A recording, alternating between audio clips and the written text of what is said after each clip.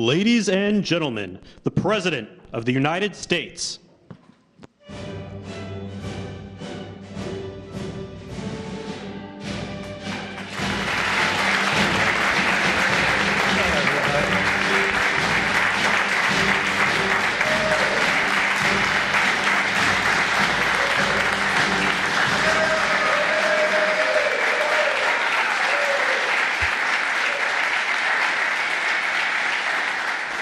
Well, thank you very much. Please sit down. Please, thank you. We have a lot of great political leaders and the biggest political leaders around, I guess you could say, but by far much bigger are the business leaders. It's not even close.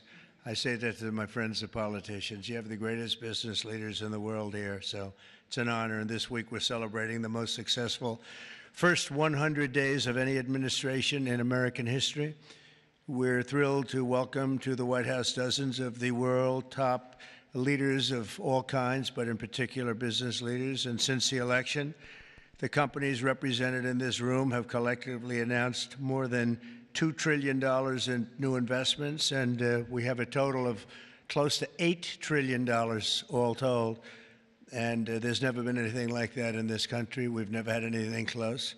I would say if you looked at the last administration, probably for 4 years they did maybe less than one, and we've done almost 8. I would say we'll be above 8 in a period of 2 months. So something happened. I think two things happened. November 5th happened, and November 5th gave you tariffs, intelligently used tariffs and various other forms of incentive. But it's really amazing. There's never been, I don't think there's ever been anything like this anywhere in the world. Together, we're going to bring back the most beautiful words. I always say made in the USA, the most beautiful words. We're going to have made in the USA like we haven't had before in a long time. In addition to the business leaders whose companies I will mention in just a moment, we have some great people, great senators. Marcia, where are you? Where are you, Martha? Marcia, thank you very much. Marcia Blackburn, Bill Cassidy. Bill, thank you, Bill. Ashley Moody. Ashley, thank you. And John Husted. John, thank you very much. And Representatives Byron Donalds, Buddy Carter, Rob Whitman, Mark Alford, Mike Rogers, Richard Hudson, and Abe Hamadeh. Thank you all very much.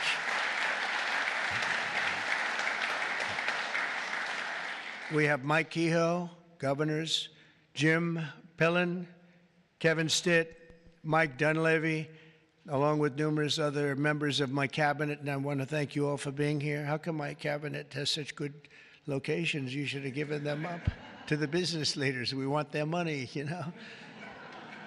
They have very good locations. I'm not surprised. 100 days ago this week, we inherited the wreckage of 4 years of economic disaster under the previous administration. It was an economic disaster. It was a disaster at the border like nobody had ever seen before. And you probably see we've closed up the border 99.999%, meaning 3 people got in, 3. As opposed to hundreds of thousands of people coming in on a monthly basis, millions of people actually. There are periods where we had millions and millions of people pouring in on a monthly basis. We had 3 people. They buried companies in crippling regulations, waged war on American energy, pushed massive tax hikes, and gave us the worst inflation in the history of our country. In Biden's final year, the United States had the worst trade deficit ever recorded, and we lost 106,000 manufacturing jobs. Other than that, he's done a fantastic job. But now all that is changing, and all that's changing very fast, because we finally have the president who wants to put our country first. You have a president who believes in America first. In the first quarter GDP numbers just out today, core GDP, now we're removing distortions from imports, inventories, and government spending, was up plus 3%. But this is Biden's economy because we took over on January 20th. And I think you have to get us a little bit of time to get moving, but this is the Biden economy. But we still had and we've had a lot of things happen since November 5th that helped this economy because it was indicating a strong private sector growth, and it only started after November 5th.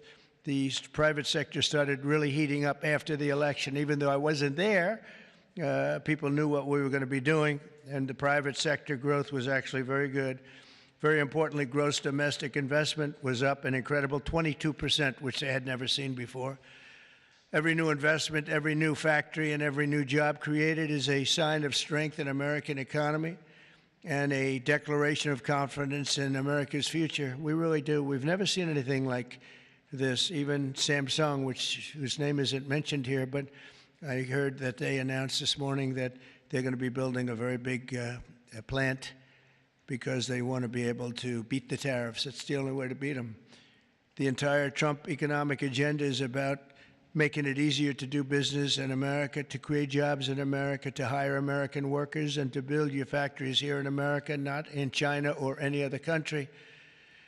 And we're dealing with many, many countries right now, I will say. And I think I can say for Scott and for Howard and for some of the people that are dealing, there are too many to handle. I mean, to be honest with you, I'd love to hire some of the people running these companies. Boy, would you do a good job. I could have Jensen negotiate. He'd blow my people away, wouldn't you? I think even Howard would say that. Howard would say, we'll take them. He'd blow them away. He would make deals. One deal would be the end. That would be it. But we've terminated the Green New scam. It was a scam. And halted tens of billions of dollars of money, wasteful deficit spending. It was like throwing money right out the window. And in the coming weeks, we'll pass the largest tax cuts in American history. And I think even more so, we'll be doing things for business like you've never seen before. You saw it in a little smaller version at the beginning of our last term. You know, we had the most successful 4 years that any president has ever had. The stock market was up 88%. The other markets were up almost 100%. And that's despite COVID and all the crazy things happening. But we had a tremendous 4 years. We've given credit for that, actually. But our big, beautiful bill, as I call it, our big, beautiful bill, we may name it that, actually, will include 100% expensing retroactive to January 20th. So that's all the way back to just about the beginning of the year. So expensing 1 year, you take a deduction 1 year, so you can build your factories right now, essentially almost tax-free, if you think about it. Nobody's ever been given that. And we're going to make that expensing for a 4-year period at a full 100%. So last time we made it 1 year, and you had deductions. You'd go from 100% to 80 to 60 to 40 to 20 to Zippo. And now what we're going to do is we're going to keep it at that level, and we're going to have it for 4 years. So I believe that was one of the reasons that we had such unbelievable growth. Also, we allowed you to bring money back from outside of the country. It was impossible. You had to have 15 different law firms representing you. It was so complicated. And worse was that the tax rate was 65%. I lowered the rate substantially, but still a lot. You know, we shouldn't take your money just to hold you hostage, right? So we lowered it to a reasonable amount, and we took in trillions of dollars, came back. Apple brought in a tremendous amount of money. A lot of the companies here brought in a lot of money, and the businesses represented today clearly understand that if you build your factory in the United States, your tariff rate is 0, and you have other advantages too, and not the least of which is what I just said, having to do with the bill. Now, we have to get that bill approved, so call your local representative, please, and make sure that we get it approved, because I don't want to talk too early, but we're doing well with the Republican Congress. We have the Senate is doing great, and the House is doing great. John Thune has been spectacular. Mike Johnson has been spectacular. Marcia, you're in there working very hard and doing well. What do you think? Are we going to get it passed? We have to. Marcia, we don't get it passed, I'm blaming you. We have to. We have to get it passed. We will. I think we will. But I don't think we'll have any Democrat votes. If we don't get it passed, what would happen is your taxes go up 68%. Think of that. And we may not get one vote because they just vote against. It's Trump derangement syndrome, or maybe it's just they hate Republicans or they hate what we're doing because they've lost their confidence. They've totally lost their confidence. They don't know what the hell is going on. And we are going to get it done. It's probably going to be fully Republican. Fortunately, we have the House, we have the Senate. And we may or may not have a couple of grandstanders. I don't know. But if we do, it would be good if you could work on anybody. I mean, if I were a Democrat, I'd be voting for it 100%. Because I think it's very dangerous politically not to vote for it. Think of it, your taxes go up almost 68%. So, but it looks like we're in good shape, I think, and hopefully we'll get it approved. It'll be the biggest bill ever approved in the history of our country, and it'll be the biggest tax cut ever approved in the history of our country. And in addition to that, regulations, which I'm doing in and outside of the bill, will be as big or bigger than we did last time. We have the record for regulation cuts in the 4 years. We cut 4 times higher than any other president in a 4-year period. And we're talking about 8 years and 2-term presidents. We were 4 times higher than any other president in terms of regulation cuts. And I went to a friend of mine who happens to be in the room, one of the biggest business leaders. I won't mention him because I don't know, maybe he'll like it, maybe he won't. I said to him, so have you had your choice between the big tax cut last time and the big regulation cuts, which were the biggest, again, the biggest we've ever done? I would have said taxes, but he would have said regulation. I said, which was more important to you? And he said, if I could only have one, yeah, if you could only have one, he said, most important would have been regulation. The regulation was more important than the tax cut. And I mean, we cut your taxes from almost 40% down to 21%. Now we're bringing your taxes down from 21% to 15% if you build your product, make your product in the USA. So if you make it in the USA, those chips, those beautiful chips, we'll make those suckers in the USA, and you're going to be all the way down to 15%. And I think there's never been anything like it. So now we're at the lowest scale for a large country, by far the lowest scale. Our pro-jobs, pro-American economic policies are a major reason that businesses around the world have announced $5 trillion of investment since November 5th, and now we think it's up to plus $8 trillion, and they're really coming in. They're really coming in fast. Some of them don't bother calling us. Some of them don't even want meetings. They just start their plants and start their factories. I want to express my tremendous appreciation to the business leaders here. You are really an amazing group. This is a who's who. I don't want to say, there's an expression if something ever went off, the entire industry would be wiped out, but I won't say that. I want to think very positively, and that could never happen here, could it? But I want to congratulate you all on your incredible success and accomplishments. You've been amazing. You're the biggest and the best. So I'd like to introduce some of you, President and CEO of Hyundai, Jose Munoz. Jose, thank you very much. Fantastic. Jose is investing $21 billion, including $5.8 billion for a new steel plant in Louisiana, which is a beauty. I saw a picture of it, which is going to create at least 1,500 jobs, just the plant alone. Thank you very much, Jose. Beautiful.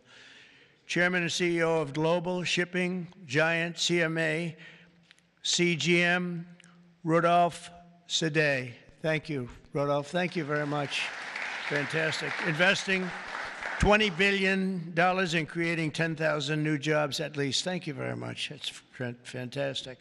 You'll be very happy.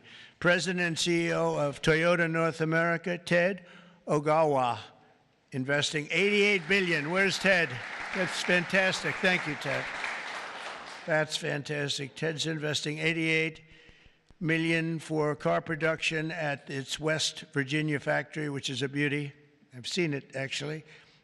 Congratulations. Thank you very much for being here, Ted. Co-founder and CEO of Anduril, Brian Schimpf. Oh, Brian. Thank you, Brian. He's investing $1 billion for a new manufacturing facility in Ohio and display. Next to me is their 125-pound Roadrunner drone. Where is that little sucker? Where is it? Which is that? Whoa. That's a nasty-looking thing. That's a nasty. I look up there when I'm having dinner outside. I used to look up and see the moon. Isn't it beautiful? Now you see the moon, but you see drones all over the place. And I say, let's get the hell out of here. That's a good one, isn't it, huh? I can see it. CEO of Worldwide Amazon Stores, Doug Harrington. Thank you very much. Thank you, Doug, very much. Investing $4 billion this year alone, and I know they said they're going to be investing a lot over the next 2 years. We appreciate it very much. Thank you, and say hello to everybody. CEO of Venture Global, Mike Sable. Mike, thank you very much, Mike. Investing $18 billion in liquefied natural gas expansion in Louisiana. That's going to work out good. Thank you very much. President and CEO of Siemens USA, big company, Barbara Humpton. Thank you, Barbara. Thank you very much. Investing $285 million. Executive Global Chairman of Pratt Industries, friend of mine, Anthony Pratt. He's investing $5 billion. Thank you. Thank you, Anthony. I read a report today he's the richest man in Australia, but who the hell knows? Do you think you're the richest man in Australia? Close. I don't like to put you on the spot like that, Anthony, but that's pretty good. Thank you very much. That's great. $5 billion. Founder and CEO, Chobani Hamde Oliaka. Where are you? Thank you very much. Investing $1.2 billion. Thank you very much. CEO of Bell Brands USA, Yvonne Girard. Yvonne, thank you very much. Thank you very much. $350 million. President of Schneider Electric North America, Amr Paul. Amr, thank you very much. Investing $700 million for energy infrastructure in its largest investment in its 135-year history. Chairman and CEO of Johnson & Johnson. Oh, I know, I've heard of that company, huh? Yeah, my hair looks so beautiful because of your product. Joaquin Duato, $55 billion manufacturing plant and research and development and technology. Thank you very much, $55 billion. That's a lot. But you got to catch up with Apple and some of the others. We got to get you to make a little, one of the few companies that could do that, right? Chair and CEO of Eli Lilly, a great guy.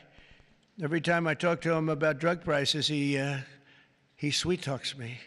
He tells me about the middleman. The middleman keeps telling me about the middleman. By the time I leave the meetings, I was telling my people, I say, gee, he's giving us a great bargain. You know, but David, you have done some job. David Ricks, you have done some job. I'll see you later, too. $27 billion, doubling its manufacturing investment in the U.S., and he's got a very hot topic right now going, don't you? This stuff is doing really well, isn't it? Really hot company. Thank you very much, David. CEO of Novartis, Vas Narasimhan, and that's $23 billion. Thank you. Thank you very much. Thank you, Vas. CEO of Genentech, Ashley Mugargi, $50 billion. Whoa, that's a lot of money. Good, thank you, Ashley. That's a big one. CEO of AbbVie, Rob Michael, $10 billion. Thank you very much. Thank you, good company. President and CEO of Thermo Fisher, Mark Casper, $2 billion. Thank you, Mark, very much. Chairman and CEO of Merck, great company, Rob Davis, $9 billion. Thank you very much, Rob. Chairman and CEO of Abbott, Robert Ford, $500 million. Thank you, Robert. Chairman and CEO of a company called IBM. Arvind, where are you? Where are you? Thank you very much. That's fantastic. $150 billion. That's all? That's great. Thank you very much. You've done a great job. You've done a great job with that company, too, I'll tell you. Chairman and CEO of GE Aerospace, Larry Culp. Larry, thank you very much, Larry. And Larry's investing $1 billion in manufacturing across 16 states, and with us as we have the model of their F-110 engine, which I hear is like, I must tell you, I hear it's the hottest engine there is. You got a gold mine over there, Larry, which powers our nation's finest fighter jets and other jets. And your big engine is really something that I hear is beyond anything that has been produced yet. So good luck with it. And Larry, I think we're going to ask you to say a few words, actually. So come on up. Thank you. Thank you. Thank you, Mr. President. It's an honor to be here representing all of my colleagues at GE Aerospace. We are today 125 years old, but we are inventing the future of flight.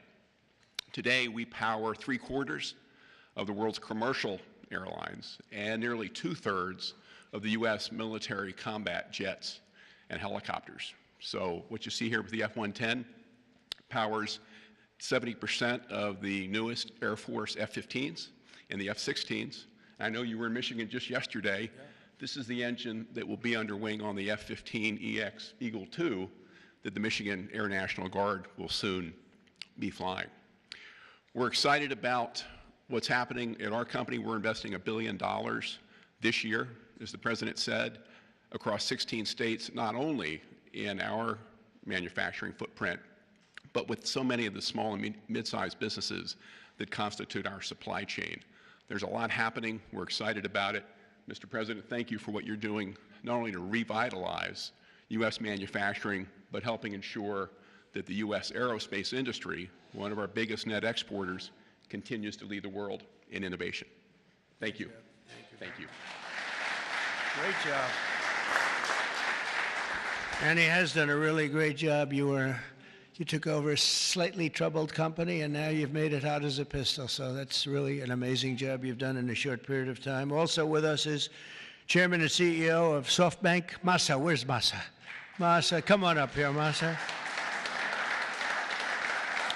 Masa has pledged $200 billion plus another $500 billion with Oracle and OpenAI for a total of $700 billion. Thank you, Masa. Come on up, please.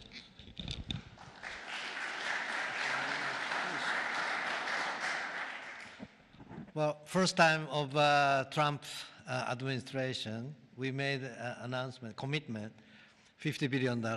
We delivered $70 billion over 4 years last time. This time, I tried to commit $100 billion, and President Trump said, oh, Masa, go for more. so we did the $200 billion commitment, and then right after that, we, SoftBank, OpenAI, Oracle, and MGX together, we announced $500 billion investment. This is the largest investment for infrastructure in the United States, investment.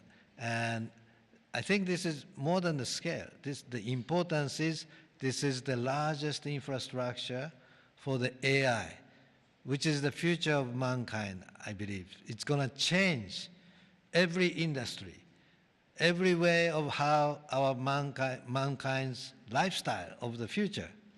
I am committed. U.S. is the center of innovation.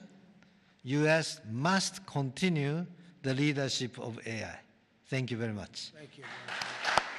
Thank you very much. Great honor. Thank you very much, Masa. Been a friend of mine for a long time.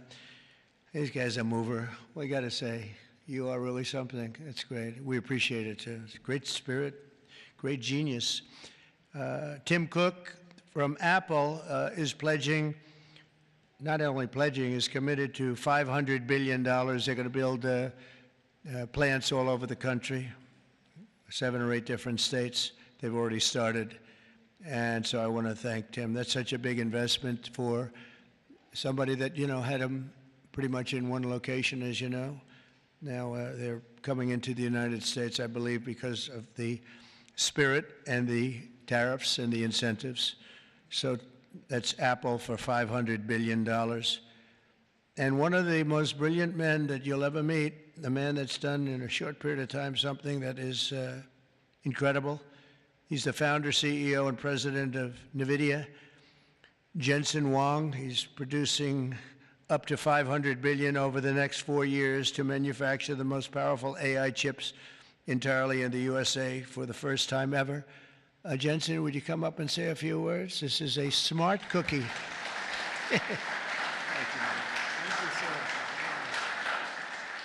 Thank you, Mr. President.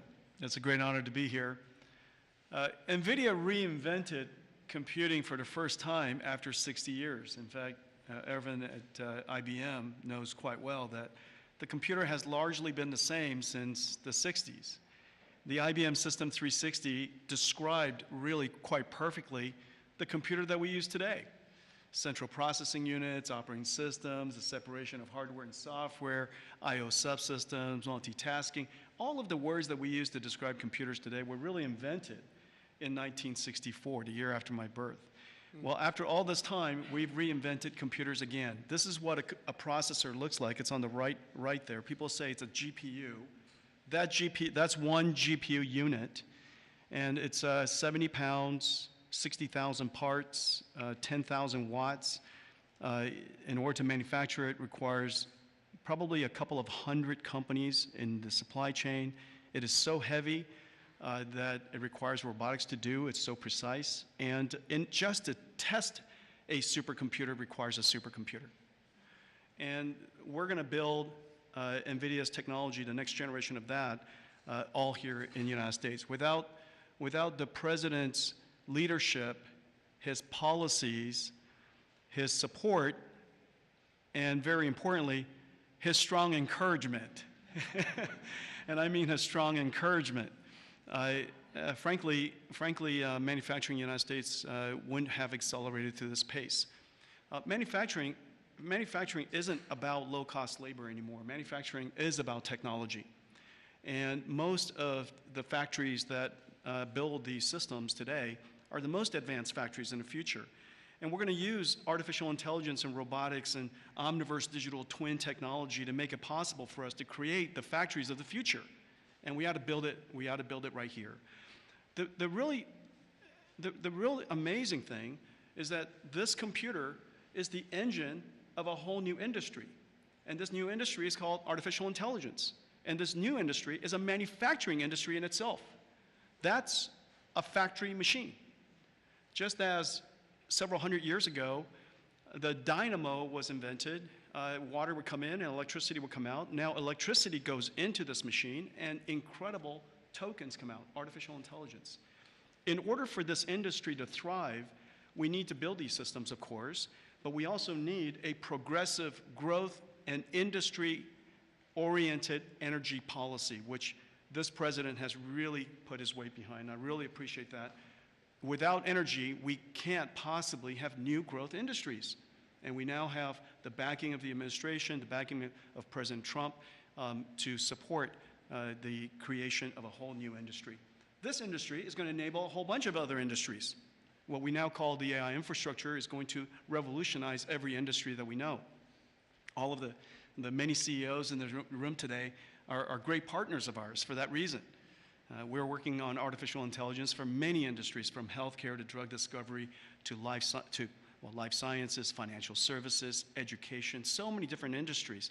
And that's going to be possible because we have the fundamental infrastructure here in the United States. And so I want to thank you, sir, for everything that you've done and the strong encouragement and the great policies that make it possible for us. Thank you, sir. Thank you very much. Thanks.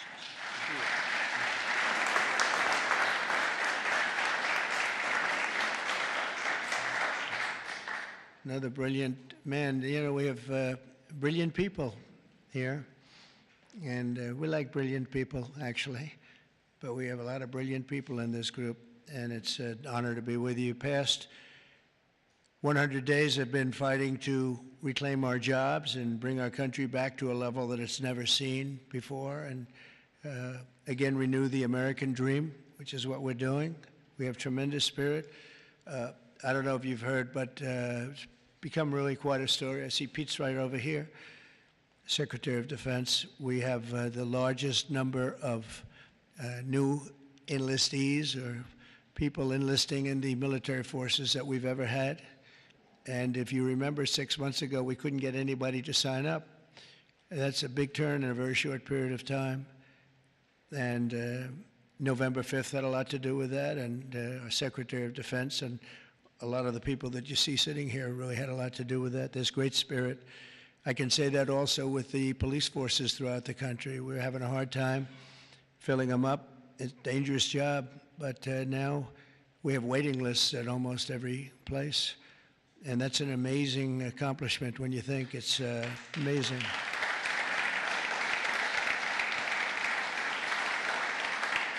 And when I first came here, you remember just 3 months ago, I came in and they started screaming. The fake news was screaming. They were going crazy about eggs. I don't know about eggs. What's with eggs? Tell me. They said, their cost is up 50%, and you won't have them for Easter. I said, well, I'll have to get onto it, but this isn't my problem. This is Biden's problem. I've only been here for 4 days. They're screaming at me about eggs like it was my fault. I just got here. Didn't know anything about it. We got it taken care of, and eggs dropped 87% in the last short period of time, and everybody had eggs for Easter. In fact, we had a big Easter egg hunt on the lawns. We had 48,000 people actually came. And we had a lot of eggs. I don't know how many, but there were a lot. We didn't use plastic. They said, could you use plastic eggs? This is in early January. And I see our Secretary of Agriculture is here. Would you stand up? You did a great job. You got me out of a lot of trouble. Brooke Rollins. She got me out of a lot because they were trying to blame me for eggs, and I didn't know anything about it yet. Explain it to me. But we had plenty of eggs, Brooke, right, for Easter. There was no dearth. And we have another man in the audience who's maybe the most important man in the room because he's the head of the Environmental Protection Agency, meaning he's the one that approves all your plants. And when Jensen and some of the others came in about numerous of the others, especially having to do with AI, they came in, I learned a lot. Number one, I learned we need double the electricity that we have right now for the whole country, and really more than that. I mean, 2 times would be even better. It was like unlimited thirst for electricity. And at first I said, you know, how's that possible? But that's, whatever it is, it's possible. That machine that you say you can barely lift is, I guess, it sucks up a lot of energy. But we need more than double what we have right now. So you take all of the energy, even the energy in this beautiful, incredible, is this the greatest? I mean, no matter, I don't care where you come from with your $50 billion plant, the White House is the White House, right? You got to see in the Oval Office. If you want to take a trip down to the Oval Office, any of you come down with me. I'll show you a beautiful office. It'll blow your beautiful offices away. They'll stop and they'll say, for a lot of other reasons, but it's a beautiful place. And if you want to, I'm serious, you can do that. But I told Jensen, I told Tim, I told everybody that's building these very big, incredible plants, really plants of the future. They were talking about hooking into the grid. I said, well, you know, the grid is old, and it's subject to mishap. Things can happen, including storms and much worse than storms. And if you want, I'll let you build your own utility plant, your own electric plant along with your building. You can build it inside of the plant, or you can build it outside of the plant. And I went to Lee Zeldin right here, and I said, Lee, we got to get fast approvals for these people. You know, they're going to do the best job. They're going to have the best engineers, the best everything. We'd like to have them build their electric for them. They don't have to go outside. You become a utility. You become a great producer of electric. And if you have any extra, you put it back into the grid if you want, or you sell it back in. But you're going to be able to build, so this way we don't have to worry about, do we have enough? Because if you look at California, they have brownouts, blackouts, and everything else. They don't know what the hell they're doing. Governor doesn't have a clue. But the last thing you want to do is be hooking up to the California grid so that we can go in and you'll say, gee, we have to close down the factory for a couple of days. We have a little brownout going on. So you're going to be able to build your own plant and produce as much electric as your beautiful heart's desire. And that'll be something that nobody's done before. And we're going to ask Lee to get those approved very quickly. And he'll get it approved before you can even imagine. He's great. He's great. He knows the difference. You know, you can take years to get those approved. I would say previous to us, it would be years and years. Or you could take weeks to get them approved, and it'll be just as good. But they don't play games, and they're going to get it done, and they'll get it done very quickly. So that's going to be a big help because you're going to have unlimited energy, unlimited electricity. And I think it's going to really, we want to stay number one. We're number one right now by a lot. I will say this, if I didn't get elected, I would say get out of the AI business fast. Get out of all business fast, probably. Maybe get out of the country fast, because this country was heading in the wrong direction, but now it's heading in the right direction. I think it's the most consequential 100 days in the history of our country in certain ways. We had an editorial from a group that normally wouldn't give good editorials to people like me. And they said he's the most consequential president because of what he's doing with all of these policies that you're reading about, long beyond the electricity and the plants, having to do with many other things like secure borders and all of the many, many things I could go down and name them. We're gonna be getting tremendous amounts of drug and pharmaceutical companies going to be pouring into the country. They're going to have to. They're going to have to. And we're going to give them a lot of time to do it, but after that, there's going to be a tariff wall put up. And they won't be happy about it, but they'll be happy if they start building right now. Right now, it's going to be build, and after a certain period of time, it's going to get tougher, tougher, tougher, and then it's going to be real hard to do business in this country. So for the pharmaceutical companies, chip companies, a lot of different companies, we're all set to really grow. Groceries are down. The grocery prices are down. Gasoline prices are down. We had some gasoline selling for $1.98 a gallon just recently in 3 different states over the last 2 days. It was at $4, and it was higher than that in some places. It was over $5. We have it way down. Energy prices are down all over the country. Mortgage rates are actually down slightly, even though I have a guy in the Fed that I'm not a huge fan of, but that's all right. These are minor details. Don't tell him I said that, please. As the cameras rock and roll back there. No, he should reduce interest rates. I think I understand interest a lot better than him because I've had to really use interest rates.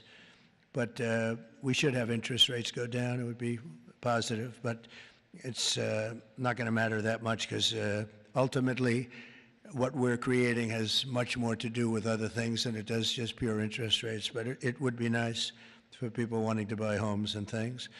The prescription drug prices just saw the largest monthly decline ever recorded. So, David, I'm having a little bit of an impact, at least on you, as I just browbeat. I browbeat this guy. He's got he looks like he's 25 years old. He has this massive company, Eli Lilly, and it has no impact on him whatsoever. But I just see this number just came out. It's the largest monthly decline ever recorded. Yeah, but it's probably about 2%. You know, they did that to make me feel a little bit better. But I appreciate it. We have achieved the lowest number of illegal border crossings in U.S. history, and we're at a level that nobody thought we could get to in 2 years, let alone a couple of months. And I think Kristi Noem is here someplace. Where is Kristi? She's here. Stand up, Kristi. And Tom Homan. And I see Linda. Stand up, Linda. You are doing so good. Education. We're bringing education back to the States, where it belongs. And she's been incredible. She's very upset with Harvard. They have $53 billion in a fund, and yet they want more grants. And it looks like we're not going to be giving them any more grants, right, Linda? And, you know, a grant is at our discretion, and they're really not behaving well, so it's too bad. But our country is roaring like never before. Nobody's ever really seen anything like this. And again, the big thing is whether it's $8 trillion or even more than that, by the end of the year, it could be a number that would be, I think it's already, there's never been anything like it, but this is in a period of a couple of months. I think by the end of the year, the numbers will be just staggering. It's really going to be something very special, and I'm very honored to be with you. And I'd ask if anybody has any questions, please. This is your time. This is your time. You'll be live on television, all the fake news back there. Now that'll keep them down, right? That's the way to keep them down, unless they're bad people, in which case, unless they want to make some news. Would anybody have any questions? Anybody? Business leaders? You want to know anything about depreciation? No? I love it. We've done such a good job, we don't have to take.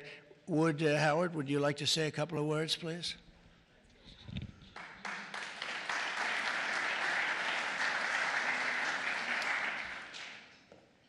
The president talks about $8 trillion coming into America.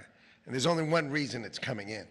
It's because he's finally set an industrial policy for the United States of America. We are the greatest economy in the world. We finally have a president who understands that we need to reindustrialize. We need to be made in America, made in the USA.